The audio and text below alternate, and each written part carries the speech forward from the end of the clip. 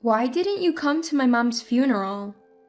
You mean the wife of a lowly worker?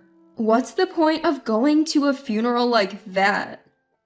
What a jerk. Why did I even marry this guy?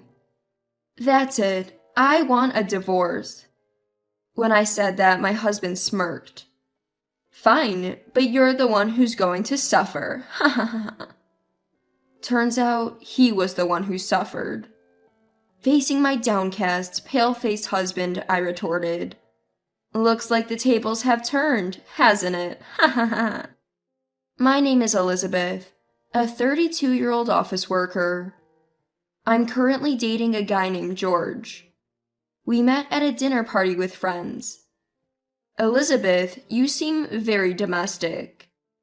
Really? You think so? Yeah, you're always quick to serve everyone's plates when the food arrives, and you reorder drinks when someone's glass is empty. Those qualities are probably essential for a housewife. Oh, thank you. I was thrilled that he noticed such things about me, and I quickly became interested in him. After that, we exchanged numbers and started seeing each other alone. We'd go out to eat after work or spend weekends at cafes. One day, he suggested we drive to the ocean. On a whim, I packed lunch for us. He was delighted and complimented the meal while eating. You really are domestic, aren't you? I'd be so happy if my wife could cook like this. Hearing the word wife, I couldn't help but imagine marrying him. I chastised myself for getting ahead of things, especially since we weren't even officially a couple yet. While I was lost in thought, I noticed he was staring at me. Our eyes met, and my heart skipped a beat. Then he nervously said, "Will you date me with the intention of getting married?" What? My heart was pounding at his sudden confession. I had always been interested in him, so hearing his words made me incredibly happy and excited. If you're okay with me, then yes, please. I took a deep breath to compose myself, and that's how I replied. And so, we became a couple. After that, we dated smoothly, and it's been a year since we started dating. How's it going with George? Good. It's going really well. When I returned home after a long time, my mom asked me like that. Well, you're getting to that age where you should start thinking about marriage. Yeah, I guess so. I became a bit uneasy after hearing that from my mom. It's only been a year, sure, but considering I started dating him with marriage in mind, and now I'm 32, it does seem like a good time to settle down. But there was no sign of a proposal from him, and I began to wonder if he even wanted to get married. Then one day, as if sensing my concerns, he proposed. Elizabeth, there's no other woman I'd rather marry than you. Will you marry me? Yes! Absolutely, yes! I was overjoyed to be proposed to. I accepted right away, and we decided to get married. I was thrilled to be marrying the man I love. I immediately shared the news with my dad, James, and my mom, Mary. Wow, finally, Elizabeth is getting married. Oh, I can't wait to see you in a wedding dress. My parents were really happy about my upcoming wedding. I was glad to finally be able to give back to my parents after focusing on work and living as I pleased. Then we met each other's parents, had a dinner with both families, and proceeded to get married. A lot of people attended our wedding, and it felt great to be blessed by everyone. So began our life as newlyweds. I thought life with the man I love would be wonderful. But the reality was far different. Starting today, I'm laying down the rules. You will do housework and such as I want. What? My husband changed the moment we started living together. I couldn't understand why the man who used to speak so kindly and gently was suddenly saying these things, and I was stunned. Hey, is this okay with you? I chose you to be my wife, so act like it. Quit your job for starters. Why? To focus on the housework, obviously. If you're working, you'll definitely neglect the household. No, don't just decide that. I can manage both. I don't want you working late and messing up dinner time. If that's the case, you might as well quit your job and stay at home. But why? My husband was adamant that I should become a stay-at-home wife. Eventually, I had no choice but to give in and quit my job. I was confused by my husband's attitude and began to worry about our future life together. But at that time, I still loved him and didn't want to make a hasty decision like divorce. I thought that only by accepting each other's flaws could we become a real couple. However, my husband's behavior was worse than I had anticipated. Welcome home. He handed me his bag without saying I'm home and went to his room to change. I put his bag where it usually goes and headed to the kitchen to warm up dinner. After changing, he sat at the dining table, waiting for me to serve the food. Hey, you're slow. I'm sorry. He would get irritated if the food wasn't served when he expected and would rush me like that. I had become completely submissive to him. Perhaps, after a while, people just stopped resisting. Maybe it's because my perspective had narrowed. What was cunning about my husband was that he would occasionally show kindness. Elizabeth, thank you for everything. Huh? What's going on all of a sudden? I just felt like expressing my gratitude. I can focus on work because of you. Here, a bouquet. Oh, it's beautiful. I might let off steam because of work stress, but please bear with me. Okay. His occasional words of gratitude always touched me. I thought if I'm appreciated like this, I can keep going. He skillfully balanced harshness with kindness. Before I knew it, 2 years had passed. Throughout that time, I was manipulated by him. Experiencing ups and downs, I couldn't escape the situation. Looking back, the harsh words he said to me were really terrible. You're utterly useless. Is it because you were raised by a loser dad? Haha. He would always mock my father. Anyone can do cleaning jobs, haha. It's shameful to be doing that for so many years, haha. I work as a company employee, so I'm already above your dad. Why would he belittle someone's parents like that? I thought perhaps he was under immense stress from work and needed to put someone down to maintain his self-esteem. I kept telling myself, he's stressed from work. If venting at me makes him feel better, maybe that's for the best. So I put up with it. Life continued as usual. Before I knew it, we'd been married for 3 years. I thought maybe once he retires, when life slows down, we'll finally have that peaceful life together. That's what was on my mind these days. So, whatever he said, it hardly bothered me anymore. But then, something unexpected happened. My mom fell seriously ill. I rushed to the hospital. She needed long-term care, they said. I visited her daily. My mom had always cared for me. I wanted to be there for her as much as possible now that she was sick. One day, my husband came home earlier than expected. Welcome home. Dinner? Sorry. I was visiting Mom and got a little delayed. As I said that, my husband's eyes flared up in anger. What? What's this about? Why isn't dinner ready? Visiting can wait. What? Your job is to support me by taking care of the house. But I'm worried about Mom too. Who cares about your low-life parents?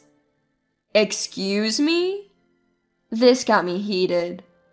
How could you say something so awful? Would you feel the same if someone disrespected your own mother, George?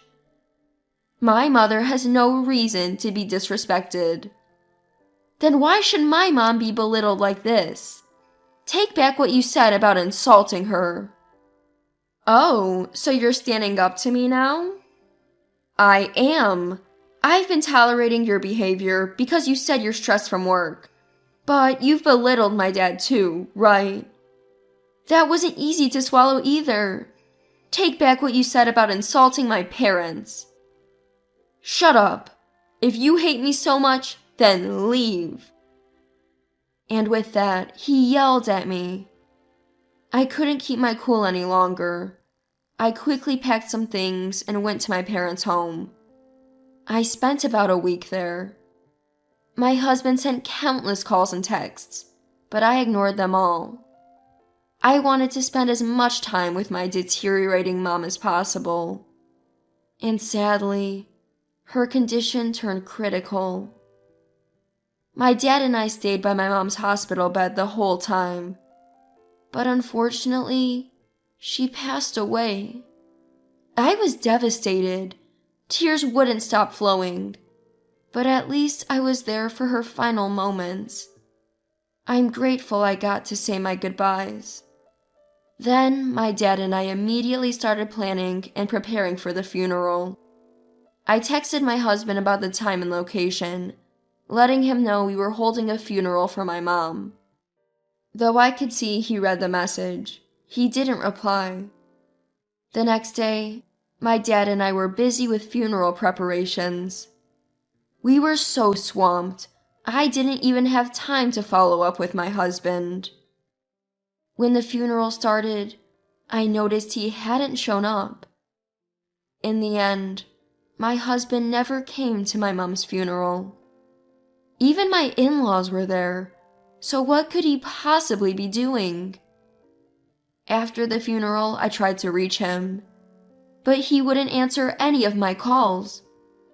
Why won't he answer? My in-laws also wondered why he didn't show and asked me about it. Wasn't he supposed to come today? Yes, but I can't reach him on the phone.